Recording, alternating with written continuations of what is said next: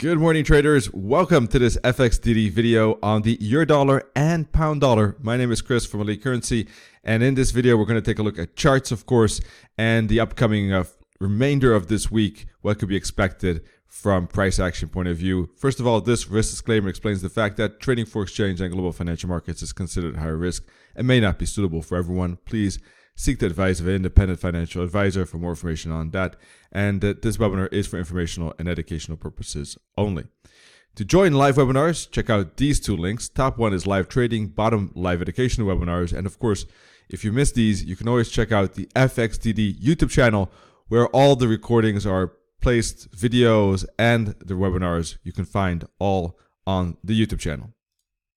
All right, now let's take a look at the euro dollar. A lot of ups and downs, but more ups so far. We was in an uptrend channel. We got price aligned with the moving averages for upside and price retesting the weekly pivot point. I think this is a crucial level because if price bounces here, then I would expect a bullish uptrend continuation, specifically if it breaks above 112. I think the bulls are back in control. There was strong volatility here, a strong down move with the dollar strength earlier this week at the beginning of this year after a strong move up as well. That was a little bit unexpected, this move up. Basically right after the holidays, suddenly a 150 pip move was unexpected when considering the low volatility on the euro dollar. But anyhow, we see that price bounced to 144 in May, broke above the 20 in May. So if it does bounce here, I think that would be a classical break, pullback, and continuation. But will it bounce? That's something I don't know. I will wait for price action candlestick patterns to confirm that. And I'm not going to jump in a long ride here. Personally, I don't think it's strong enough. The zone is not that good, but it could bounce. But I'd rather wait for a clear bullish candle that could engulf this bearish candle, for instance, and kind of break above 112 preferably. That would indicate to me a potential breakout here. And I think that in that case, price is headed towards R2, and that's around 112.80. So that's what I'm looking for upside. Now, if price does break below the pivot point, well, then it's starting to look more and more bearish, in fact. Let me take a look at the hourly chart.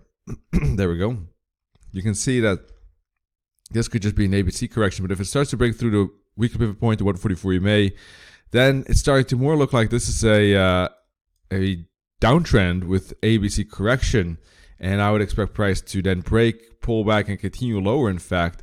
And I think it could fall down to the S1, for instance, at 111. If it breaks that to 110.50, and if it breaks that to 110 or 109.50, in that case, what we're looking at is a probably completed ABC correction like this, and the price might be making ABC back down again like that. So I would put a fib from this bottom to this top in that case.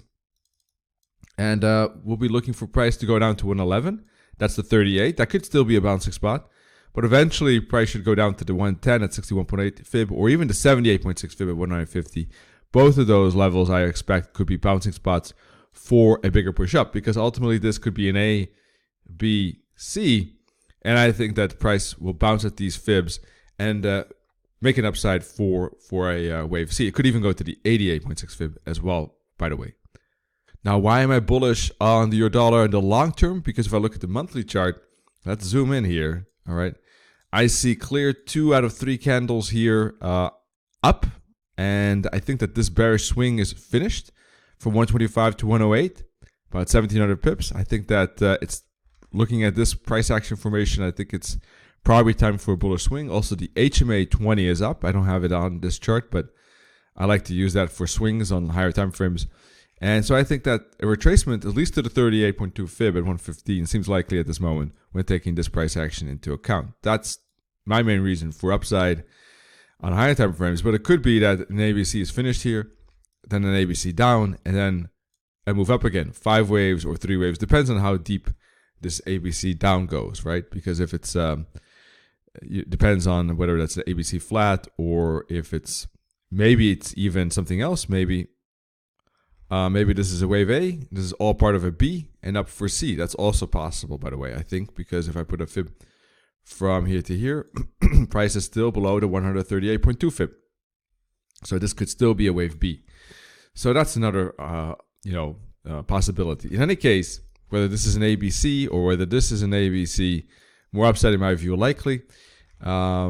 if it retraces lower. But for the moment, let's see. It's right at the weekly pivot point. If it does bounce, I think it could still be bullish. If it breaks above 20 EMA, if it breaks above 112, I think that a bullish continuation is also possible. All right, pound dollar.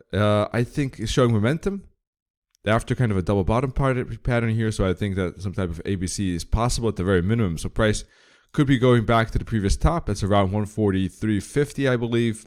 Yes, indeed. So this is starting to look like a 5-wave pattern up. Now, for the moment, we might have 5 waves completed.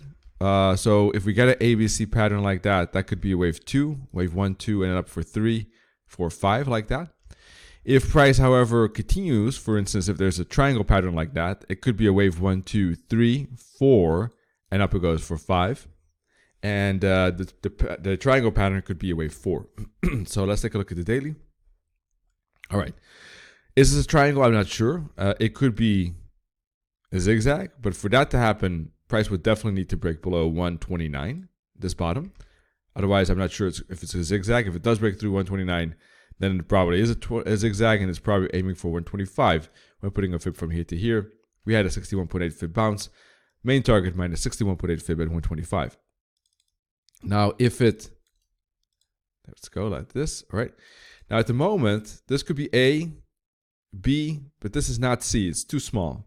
So whether B is finished, that's the question I'm not sure about. Or is it already in the C and will expand like that? Or is it still in a B like this?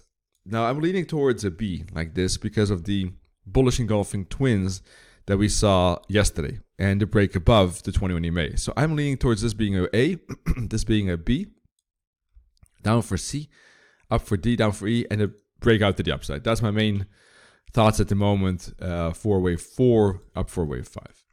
So at this point, there we go. I think that the break above the weekly pivot point, pullback, moving averages are aligned. I think that this was pretty good momentum, pullback. I think a continuation up to R2 and about 133.50, 134 is likely at this point. So let's take a look at the hourly. This looks like a break, consolidation.